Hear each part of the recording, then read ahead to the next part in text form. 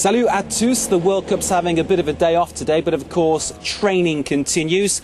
And here I am outside the headquarters, I suppose, of the 15 de France at Marcoussis, which is just 30 kilometres south of Paris. Now, for the next game against Namibia, it's been announced there'll be 12 new faces in the squad. That's 12 new players in the starting lineup. Let's now have a listen to the thoughts of the interim captain. That's Jean-Baptiste Elissalde. The game against Argentina is now over and we need to move on. Let's focus on the pitch. That's what's important. Whether the game takes place in Toulouse or elsewhere, I'm proud to be the captain of this team. There was a lot of emotion in the air before the game against Argentina. Did it disturb us? Well, I don't know. Let's just put all those feelings aside and let's just focus on playing a good rugby game with a lot of commitment on our behalf. There has been much talk of a certain nervousness among the players, maybe a bad attitude among the squad, but there's no such problems among the supporters. Take a look at these guys here. Bonjour messieurs, bonjour messieurs. Vous êtes tous derrière les bleus, bien sûr, ouais? Bien sûr. Je pense.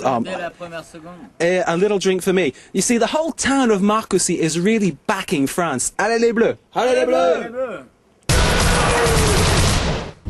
A 5-metre man of iron watches over the residents of the French rugby team. Their base is here in the village of Marcoussis, just 25 kilometres outside of Paris. For the team, the sleepy village provides them with a refuge from media and supporter pressures. It's a very quiet spot. Some of the younger players say it's too calm, but they get used to it. In Marcoussis, we are in many ways cut off from the world. Even if we know there is a lot of hype outside, we live quite peacefully here. But while the sportsmen are there to train and do remain mostly out of sight, they are not totally locked away. It's no Marcatraz, they do come out all the same. It's logical for the World Cup. They're a bit cut off, but we do see them quite a bit in town. We do see them, especially Joe Massot, who comes in regularly to say hello and buy some cigarettes. And while not everyone in town has spotted one, they all know where they get their haircut. Yes, there are a number of players that come and get their haircut here. Raphaël Ibanez, Fabien Pelouse, as well as we also have Bernard Laporte, who comes to get a quick trim from time to time.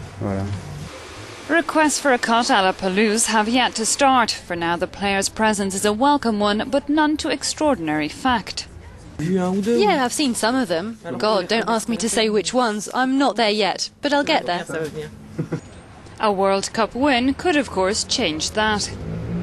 There it is, the gateway, the door into the training camp at Marcoussis. People say that rugby is a very cultural game. There's obviously a taste for after-match celebrations, but also a respect for the culture of other countries. Things like the haka is what I'm thinking about. In Paris, there's a museum which offers you a different kind of look at the world of rugby. The haka, an impressive dance from the Pacific, a ritual for the All Blacks before every match since 1905. The New Zealand players put their sweat and tears into the dance. Add some ink and you have this photo, currently hanging in the Quai Branly Museum in Paris. Until October 20th, the rugby is being celebrated here through the cultures of the various countries participating in the World Cup. Rugby is, I would say, a way of bringing people together, even if the paradox of that is quite big.